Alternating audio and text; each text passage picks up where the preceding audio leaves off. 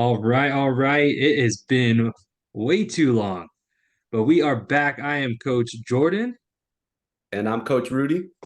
and we are BeDifferent Fitness and Nutrition. Um, this year, one of our goals is to get back on these lives. You will be able to see this in our private Facebook group, The Consistency Secrets to Be Strong and Fit. It'll be on our podcast, the Pray, Train, Eat, Repeat podcast, which you can find on Spotify. And then also, we will be uploading to YouTube. What you can expect from this will be once a week.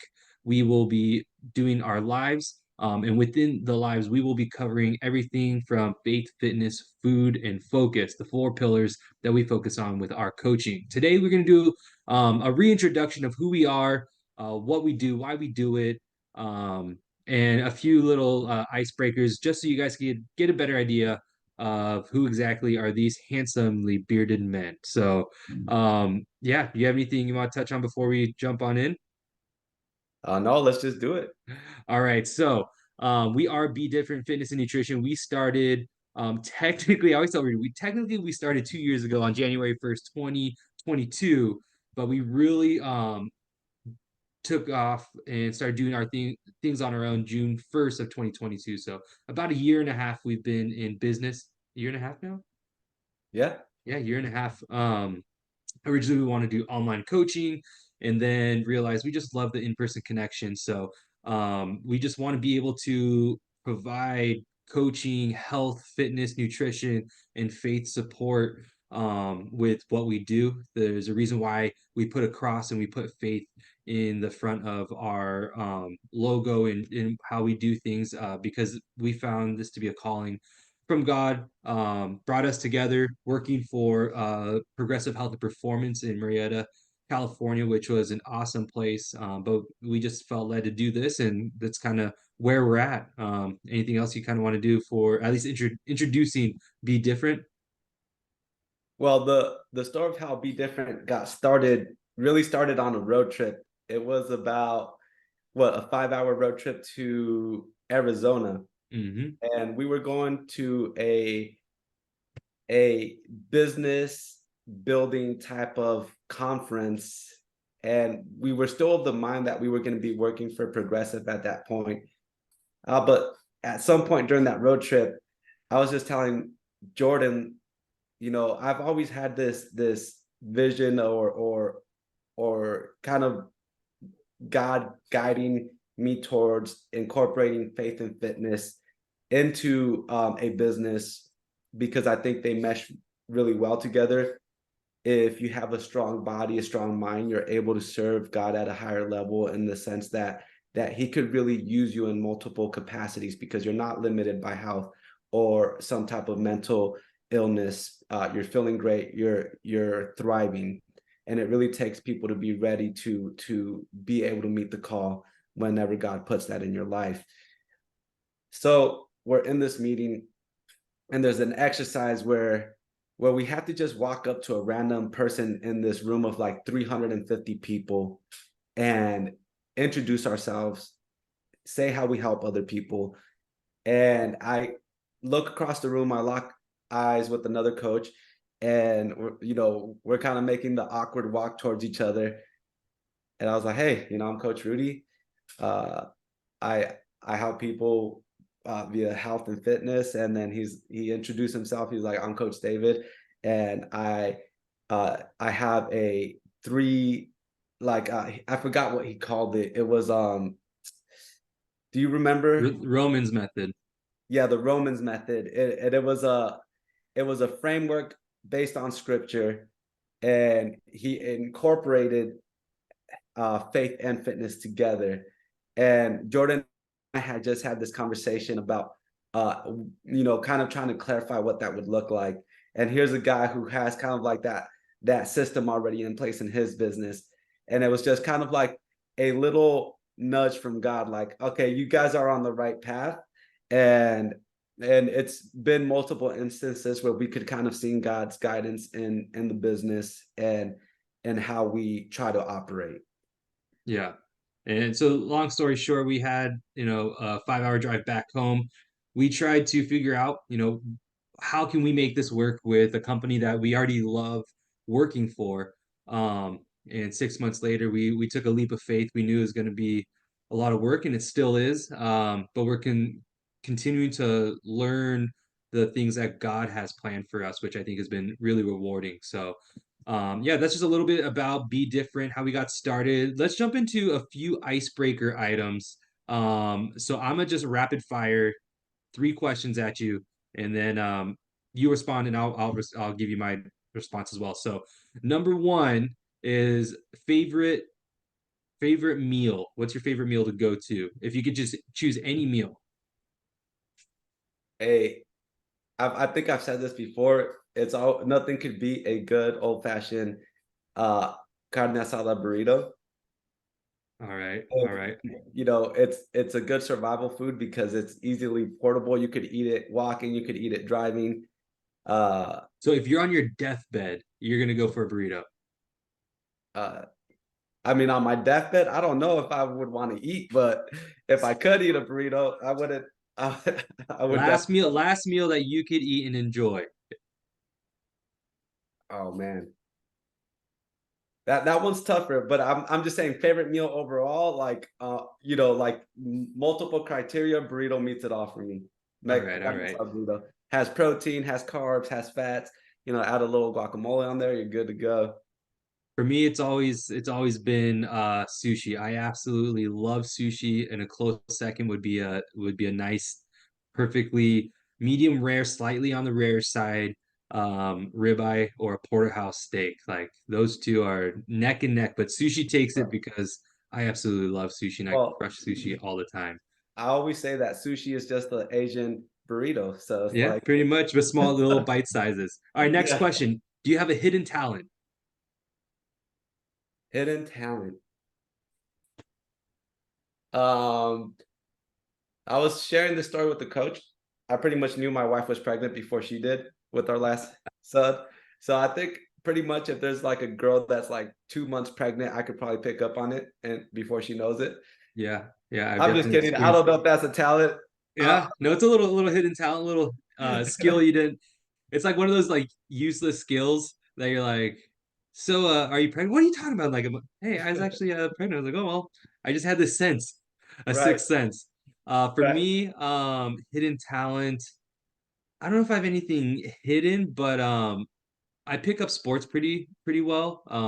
My current obsession is pickleball. But I would say like I'm just pretty decent. I can pick up sports pretty quick. So I guess that's kind of a talent. I don't know if it's hidden. I think people know that, but uh I don't know. Yeah. I think N- adaptability as far as I feel like I could coach anybody as far, like some mm, people say like, oh, you got to find your ideal client. But I think one thing that always comes to mind is in Philippians it talks about not only looking after your own self-interest, but also consider the interest of others. And I hmm kind of always try to apply that in coaching. And I find that if you really try to narrow down, what does this person enjoy? What's their preferred form of communication? Do they need to be like cheered on a little bit more? Do they need a more laid back coach? But I never have really felt an issue where I really felt uncomfortable coaching a specific type of personality.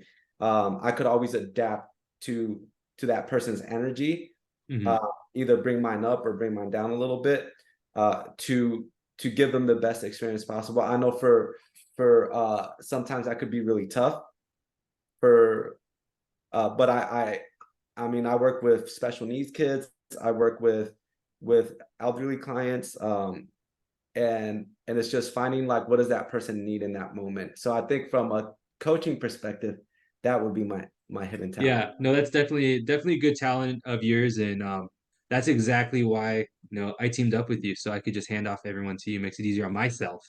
No, just kidding. But you really do have that talent of being able to you work with such a wide spectrum of clients or variety, um, and you're able to connect really well with just about anybody from a personal level, but also the coaching level too. So I think that's something that we both learned that we did well working at Progressive, and they gave us a lot of experience because we worked with so many different people there, so many walks of life, so many personalities, special cases. It was a lot of fun. So um, as far as coaching talents that I have, probably the dancing, I would say. I think that's a talent of mine. I'm able to get in extra steps. But I think that's one part for me that I think as a coach I enjoy just having a good time, making sure people are having a good time with the coaching, and being coached by us or by me. So I would say that's a talent I could hang my hat on. So, last question: strangest fitness myth you've encountered? Hmm. There's so many of them. Yeah, There's so many. But the strangest, oh man, this one's tough.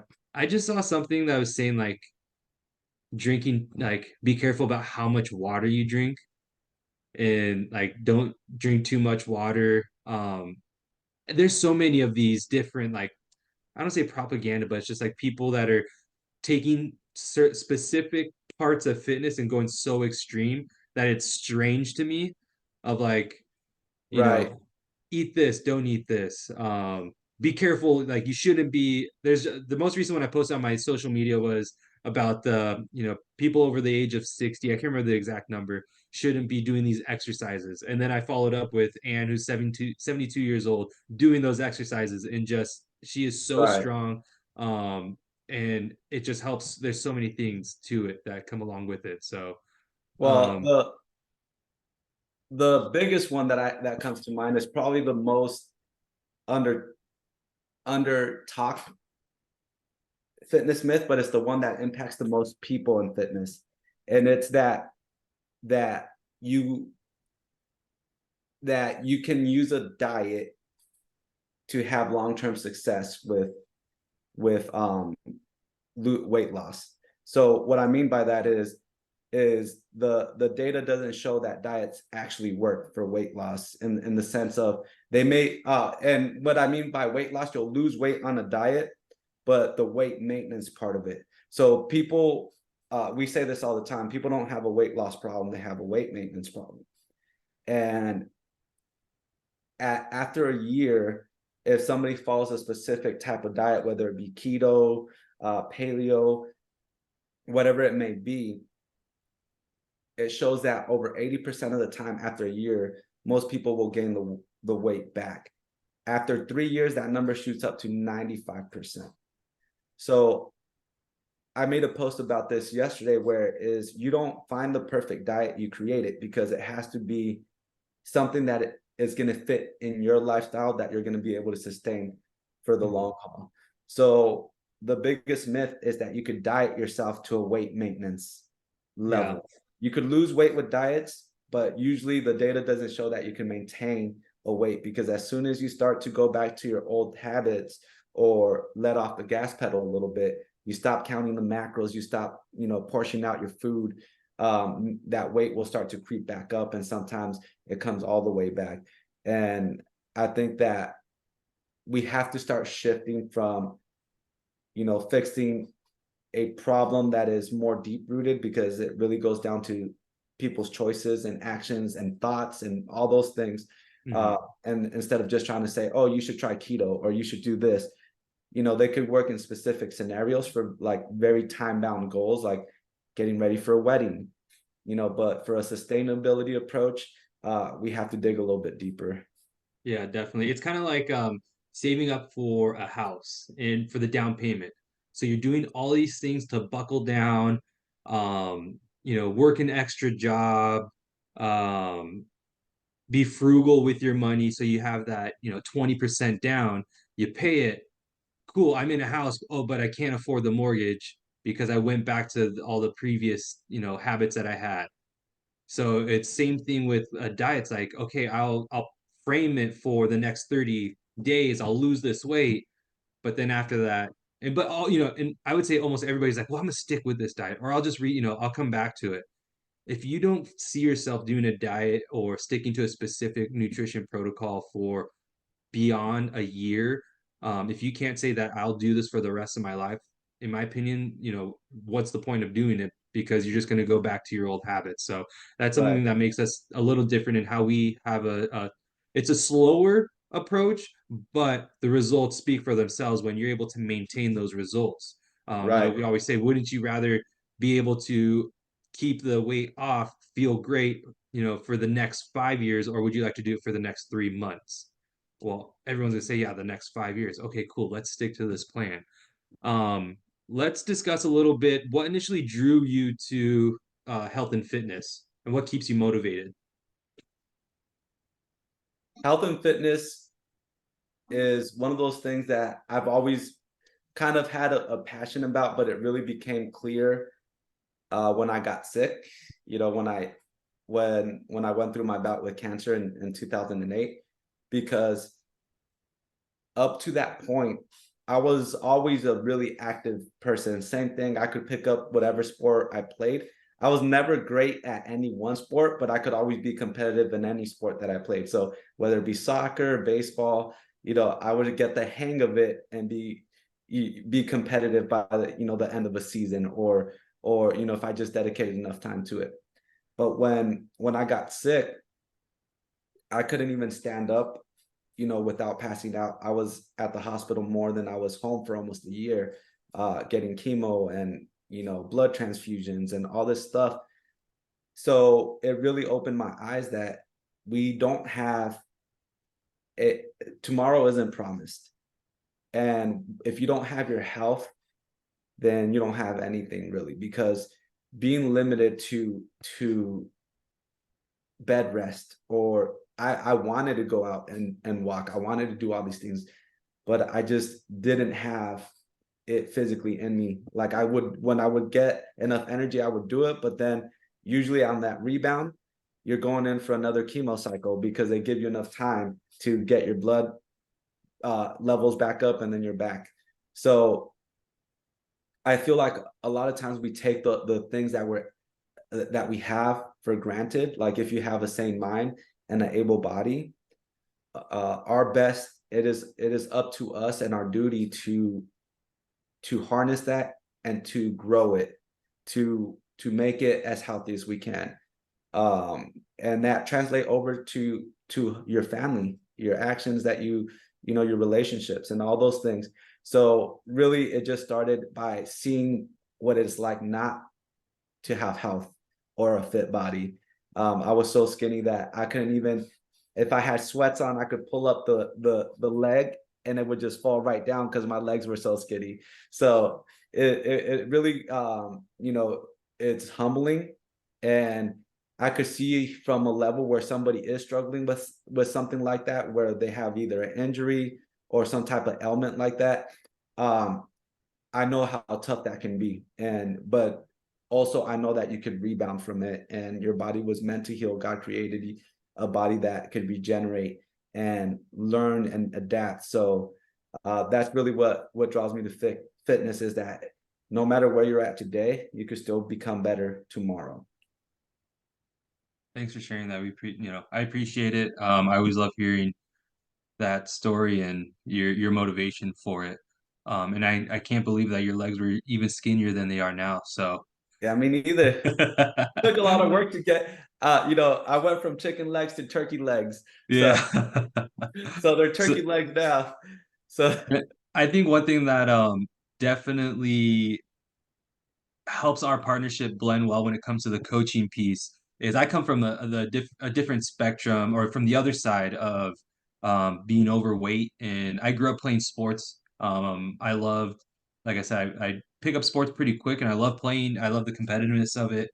I'm not super competitive myself. I just enjoy the movement and all that. So I grew up playing hockey, but I was always never comfortable with my body. Like I always wanted a six pack. I always wanted it to be skinny, and I still battle with that. But once I started learning more about health and fitness and continue to learn, it's just like there's so many nuances to it, although there's simplicity to it as well. And trying to explain that to people, I think, is what continues to motivate me and drive me is helping people find those aha moments. I worked at Chipotle and learned about food quality, and just from my own experience of understanding, being an overeater in that piece of it. And when it comes to health and fitness, there is no right answer. It's always it depends, because each individual is going to be different. No pun intended when it comes to the approach. Right. Um, but I tried different diets. I tried keto. I tried paleo. We did Whole 30. Um, I used to work out 2 times a day, and I would have my lunch where it was just the pan was full of just vegetables. And it sounds great, like that sounds like the right idea, but it wasn't even close to what I needed for my health, and it wasn't sustainable. And that's what I continue to learn from my own experience and working with a variety of different clients. And I think that's what's so enjoyable for me is every time I work with a new client or have a new conversation with someone, it just continues to expand on how valuable health and fitness is. Because as I learn more, I'm able to share with other people, and as they learn more, they're able to share, and it continues to spread. It's a radiant positive thing that we could put into the world and help others improve their health in. I always say it's one of the most guaranteed returns on investment. I've never met someone that says they regret taking care of their health or taking care of their fitness or going to the gym or being more conscious. Like no one regrets becoming healthier. And I haven't got to that point, but there is an unhealthy where it becomes an obsession. But that's a talk for another time. But that's kind of what drew me to being an athlete. I thought I wanted to work with athletes, getting into the industry, being a strength and conditioning coach. That's where my certifications are from. But once I started working with athletes, I actually found a more connection with my general population. Um, Older clients, just people that wanted to feel good, feel better, move better. Ironically, I'd say over half of our clients come to us not specifically for weight loss. They come, hey, I need a lifestyle change. I need to, I want to feel better. Sure, like I would love to lose some weight.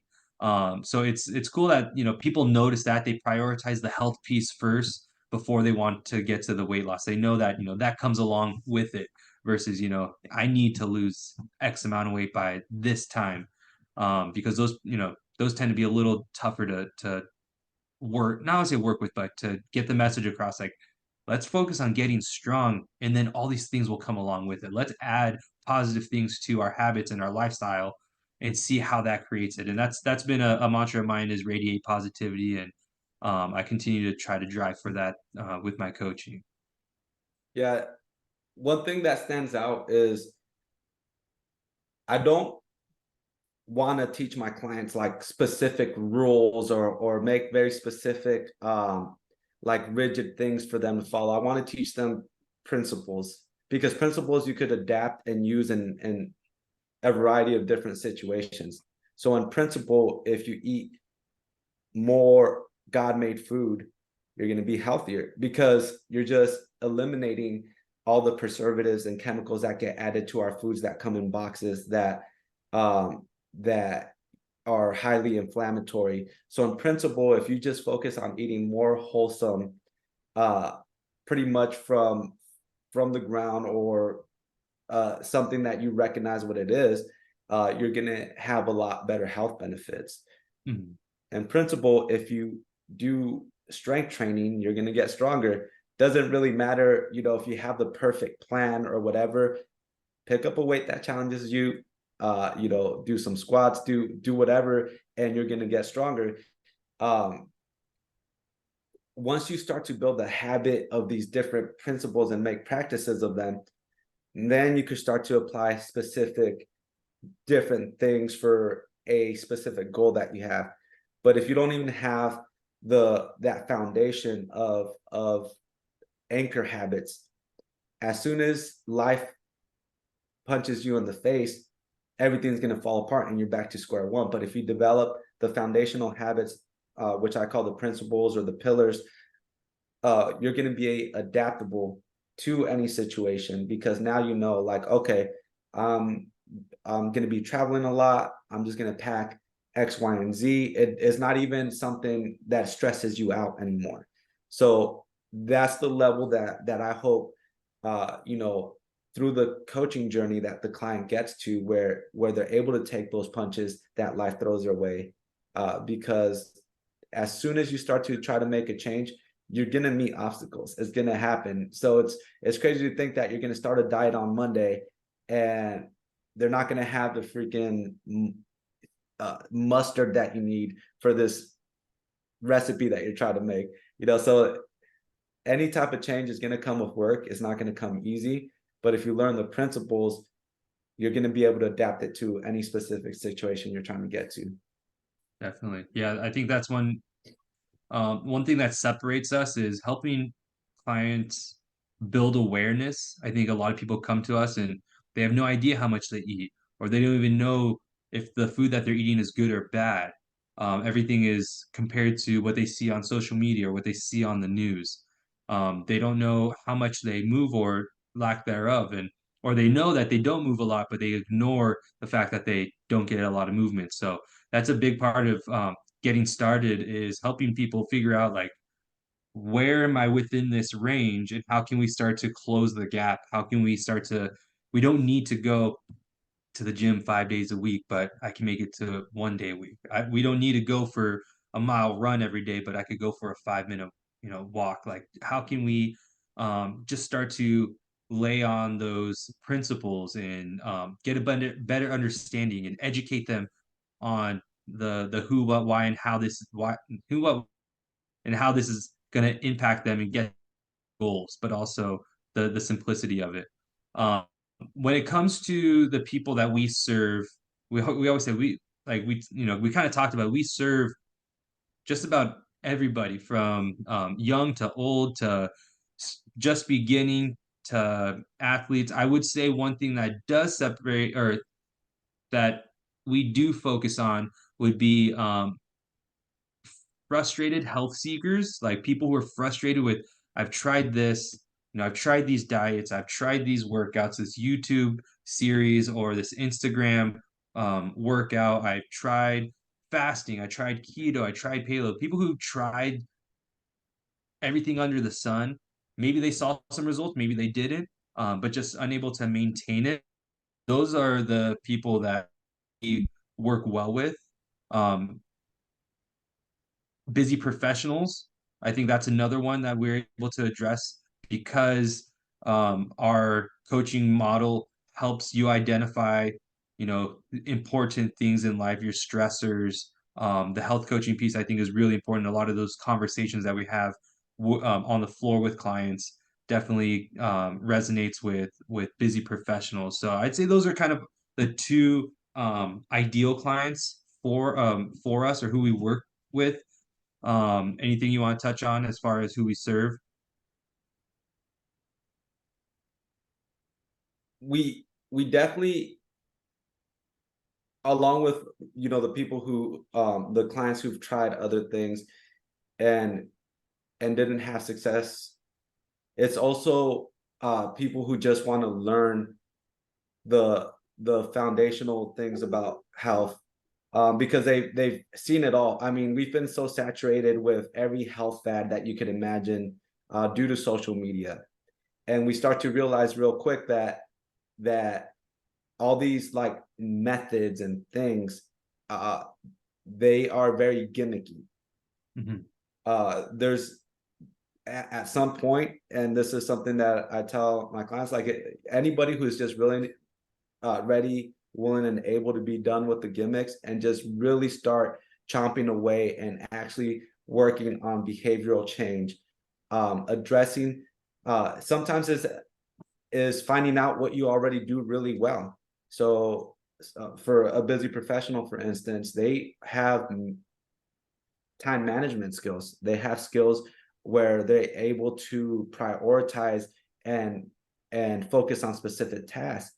Okay, now let's take those skills and implement them in your health and fitness. So uh with those pieces, I feel like we're well equipped to take on pretty much any type of client, because again, principles don't change, rules do. So Yeah, I think a piece that is often overlooked about kind of our methodology or training style is we're very functional and holistic with our approach. Our movement that we focus on isn't bodybuilder as we're not here to really build a lot of muscle. And we're more so trying to help you move more efficiently outside of the gym, move better, be able to run around with your kids, be able to look at a hike and be like, yes, I could do that without even second guessing yourself. That's the kind of movement exercise that we're looking for. And as far as our health and our health and nutrition approach, like Rudy said, we want to focus on God-made foods. We want to focus on stuff that is less. We want to take a look at health habits such as your sleep, your water intake, your general movement, your stress levels. We like to look at digestion. We're not going to do testing necessarily on it. That's something that we'll reach out or source out for, but we want to know, what does your digestion look like? What does your libido look like? What does your strength look like? What is your sleep like? Let's look at our sleep habits. Those are all things that I think are, again, kind of what separates us with our approach to health and wellness, because we know all those things are going to impact not just your performance in the gym, but how all those improving all those little things are going to make you a better mother or father, a better husband or wife, or perform better in work and have more energy and just better cognitive function, all those things that we want to take a look at versus just, hey, this is your workout, you're doing these exercises, these sets and reps. I'll see you next week. yeah, it's when it comes to performance training, you want to be very specific of what it is, why you're doing what you're doing. So if you're not trying to be a bodybuilder, then it probably stands to reason you shouldn't train like one, because that is a lot of stress on the body. It is a lot of stress on the joints. And not to bash on bodybuilding, but if you're not, if you don't have an aspiration to compete in that type of environment or in that type of sport, then we need to find out, what are you trying to accomplish with fitness? Is it to like what Jordan said, to be able to run around with your kids and not get tired, to get rid of that nagging low back pain? While that requires different type of exercises with a more specific approach that is going to address muscle imbalances, that is going to address what I always call is, we got to prioritize what we're doing. So anytime a client is in pain, before we move on to like getting you looking good for the beach, we got to get you out of pain. And because if you're getting low back pain and we start to load you with heavy squats, we're not actually helping you get better. We're more gonna re-aggravate something that's already been going on. So we're gonna address pain first.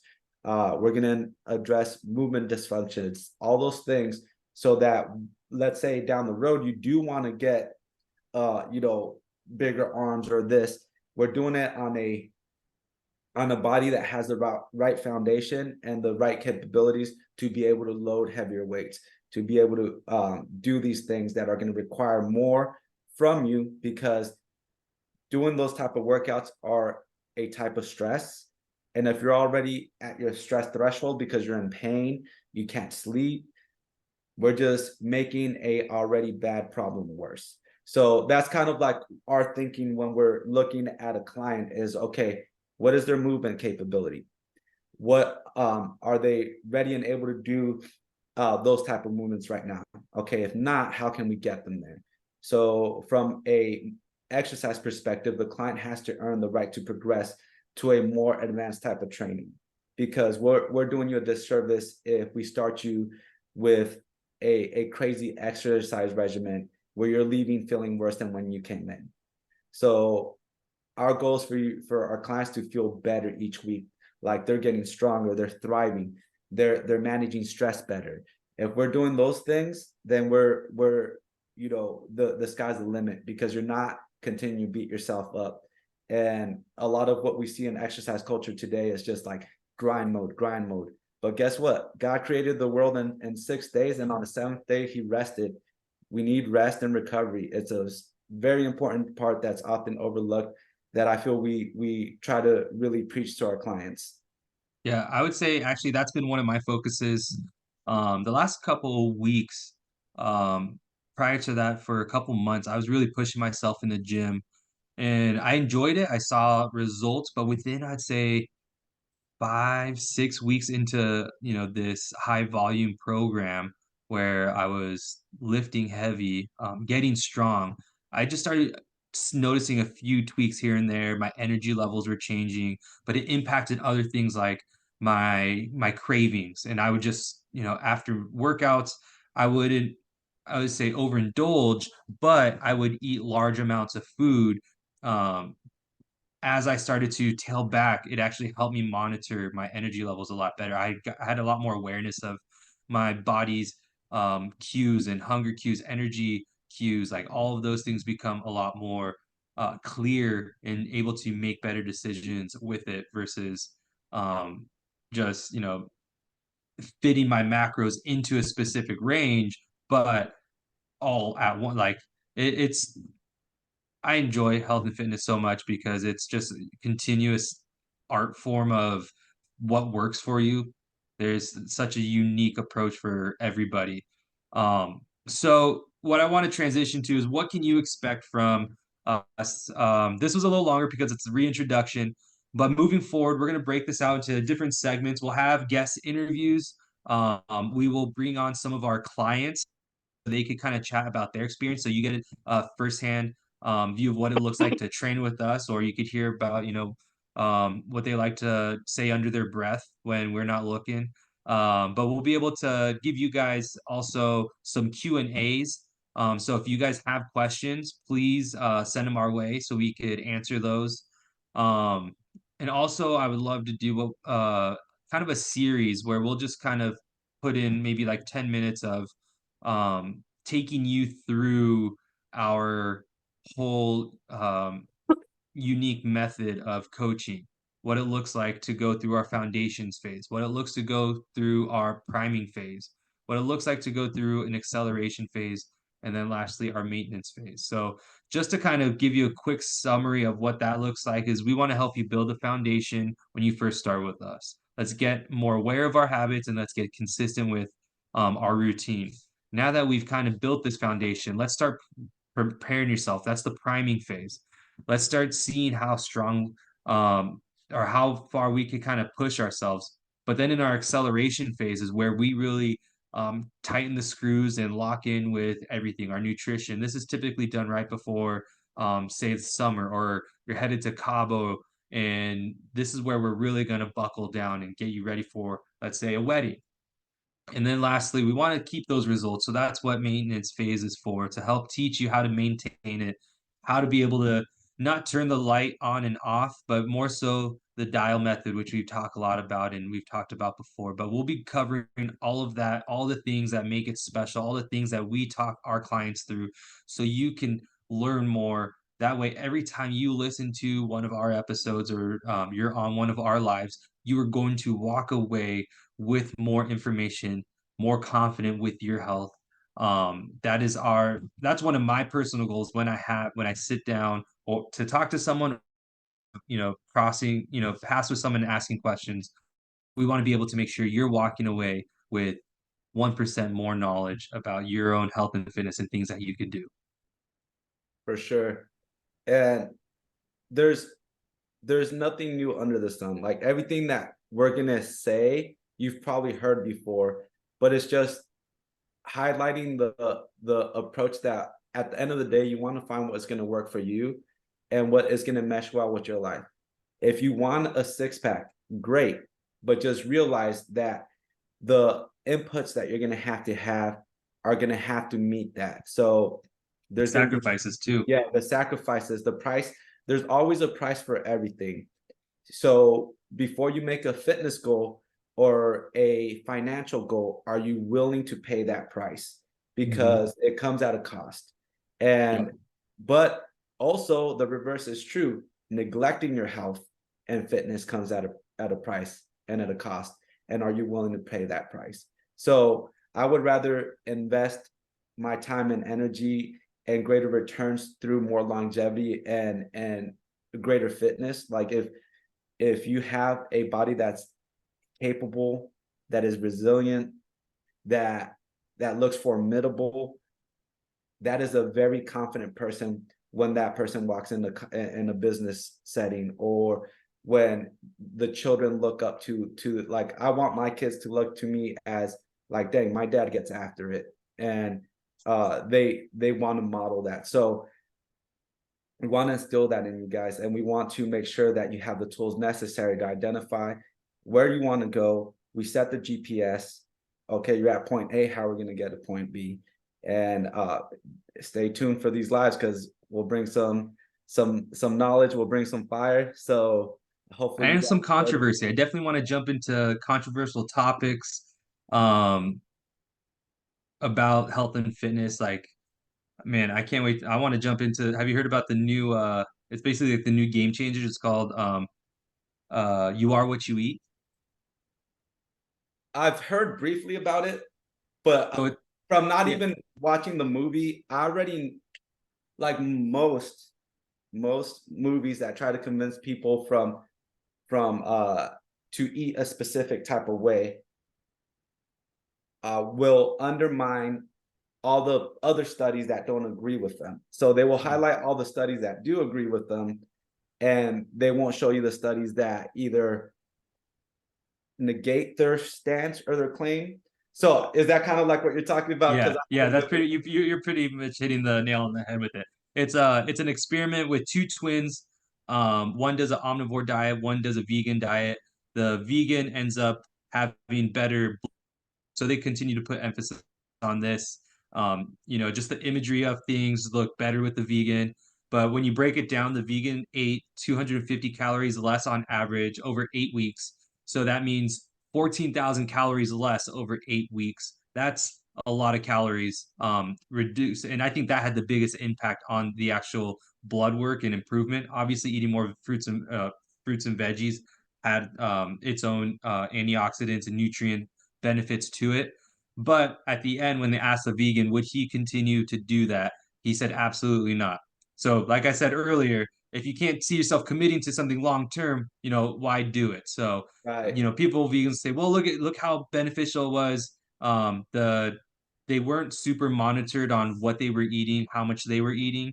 So it was, yeah, it's just more, as I call it, vegan Yeah. propaganda, So I trying think to it could also be a scare little tactic. bit of the confirmation bias, because if somebody's told you can't eat meat, naturally you're going to eat more, or like you can't eat a specific type of food, or you have to eat it a specific way. So if the omnivore person just continued eating the way they were already, that's less change, lifestyle change that person is making than the person having to exclude meat.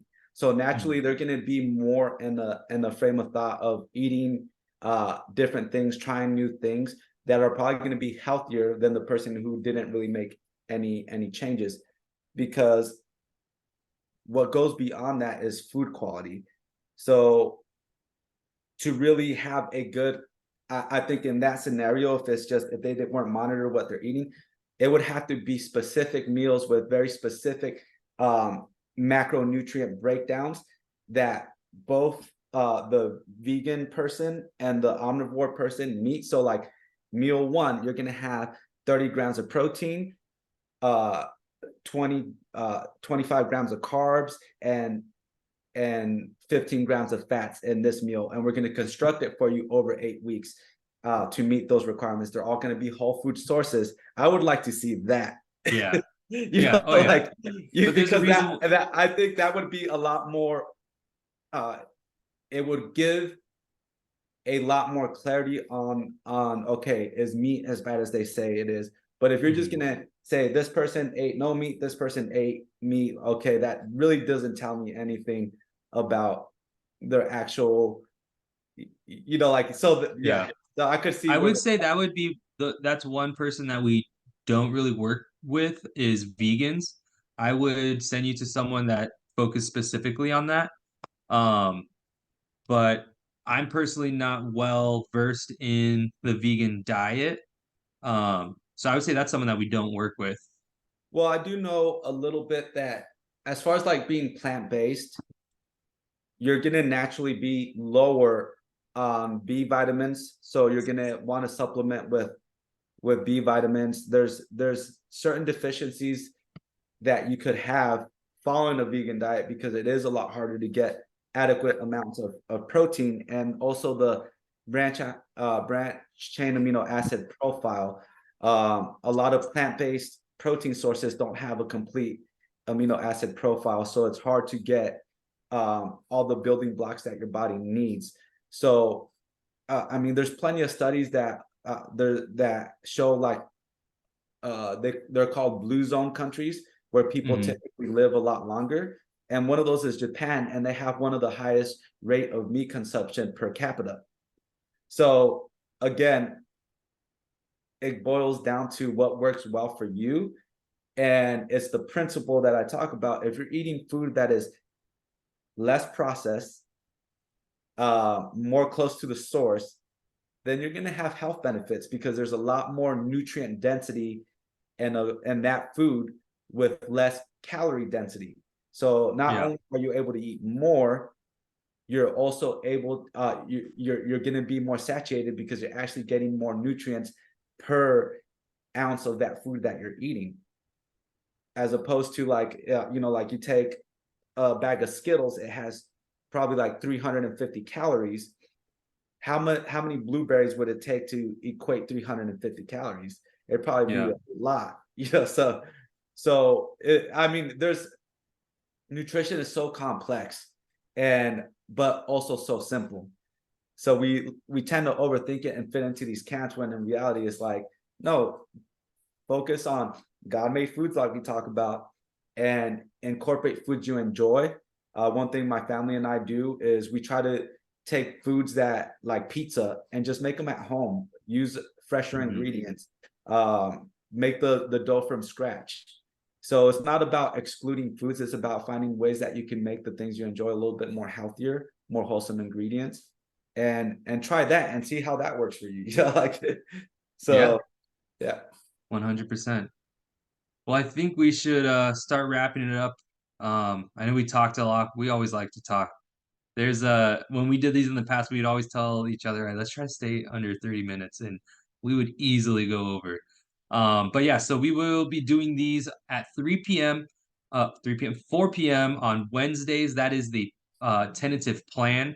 So that's what you could expect from us. Again, we'll start to have a nice flow and organization as we continue doing this. We definitely know we have a lot to say and a lot of value to bring to our listeners, our audience, our clients.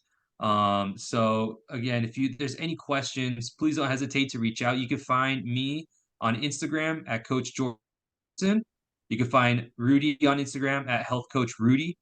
You could email either of us. It's our first name, Jordan or Rudy at BeDifferentCoaching.com. You could find us in our Facebook group, The Consistency Secrets to Be Strong and Fit. It's a free group that you are more than welcome to join. My goal is to try to add a little more coaching to it as well. So you'll be getting more. You can ask questions, follow some of the programs that we have. And then we have so many free resources, everything from eating on a budget, foods for fat loss, foods to be strong and fit, carb cycling, our meal packs that have high protein meals, recipe packs that are like 30 to 50 recipes, 5 ingredient recipe pack. Like those are all free in our Facebook group. So make sure you check that out. And you can also find us on YouTube. And again, on Spotify for our podcast. So that's one of my goals, is to try to get more of this out there so it reaches more people. So we would absolutely love it if you could share this with someone. It would mean so much to us if we could just, get this out to one more person. Um, yeah. Any closing thoughts? No, that's it. Just looking forward to delivering value and answering people's questions. Sometimes I could be a little long-winded, but Yeah. it's all in love, because we've put in the work. We've helped a lot of clients, and we really just want to make health and fitness attainable to the most people possible. So a little bonus content I want to add here are I listen to the Kelsey's podcast and they always talk about the Travis and Jason Kelsey, the football players. So trying to get ideas from them, and they do a with their listeners. Sometimes they'll do their Mount Rushmore of X, Y, and Z. So they've done like of tight ends. So and that's something that we might talk about is football in here.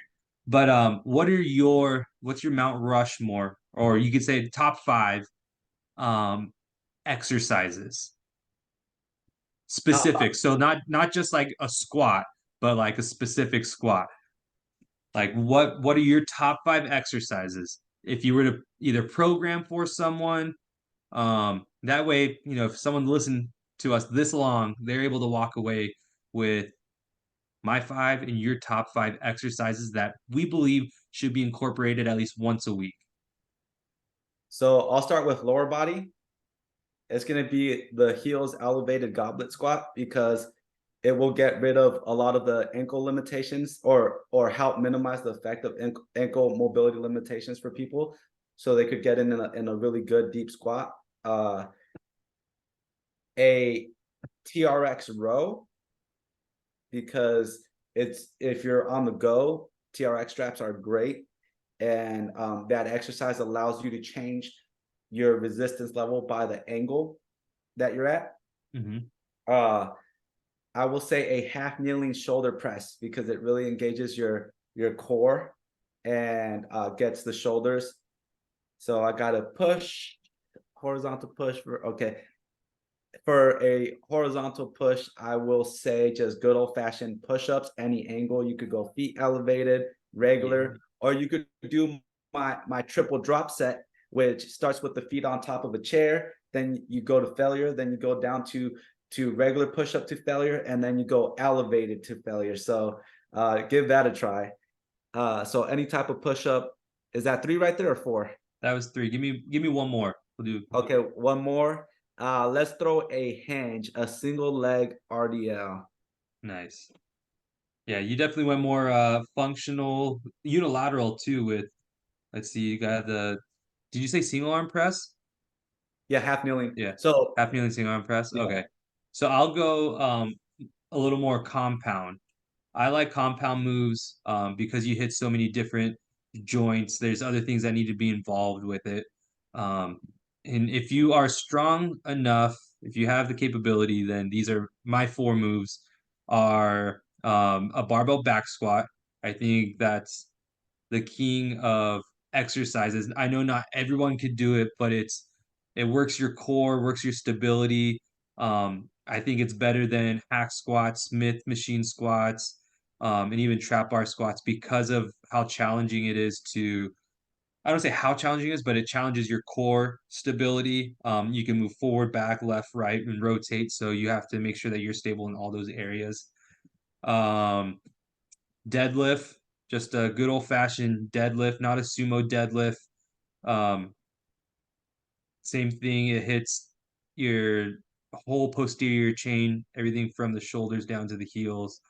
It's just a great pull, great back exercise, glute, hams, and then I love a good incline dumbbell chest press. I think that's one of my favorites to be able to really target that push and hit the chest. And then a standing.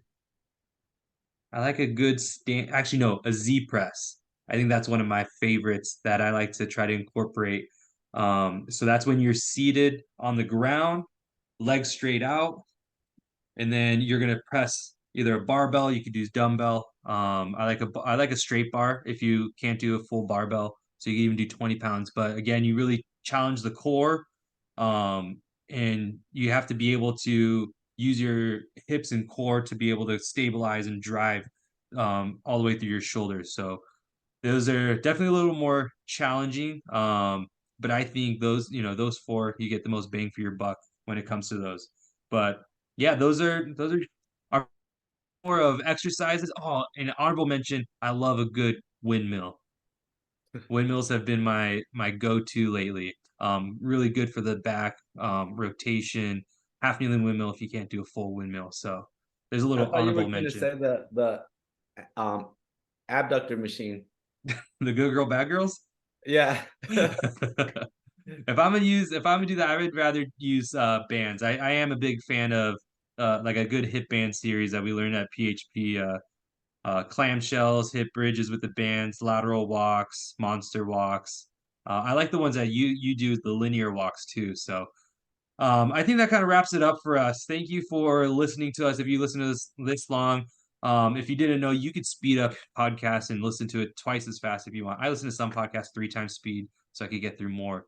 But again, thank you so much. Rudy, would you like to close us out in prayer? Sure.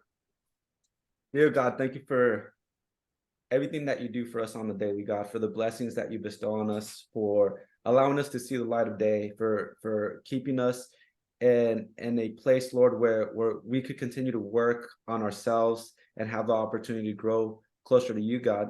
I ask that anybody who is struggling with their health and fitness, Lord, that you guide them towards the path of greater health, that you allow them to see that if they walk in partnership with you, Lord, that you're there with them. Because yes, we can be healed by you in an instant, but you want us to take that next step, and you're there with us, God. um a lot of what I enjoy about coming to you, God, is just the partnership that you allow me to make sense of things and put a game plan into action. And I just ask that you guide us in that, Lord, that you guide the clients in that, and that you help us get stronger and just work to bring about your kingdom, Lord. In the name of Lord Jesus Christ, we pray. Amen. Amen. Thank you so much. Thank you guys. If you were watching, let us know in the comments. If you're listening to this on the podcast, if you listen to this or watching this on YouTube, let us know that you're watching. And if you don't, we're going to keep doing this regardless. So thank you so much. Hope everybody has a great rest of the week. And as always, remember to pray, train, eat, and repeat. Peace.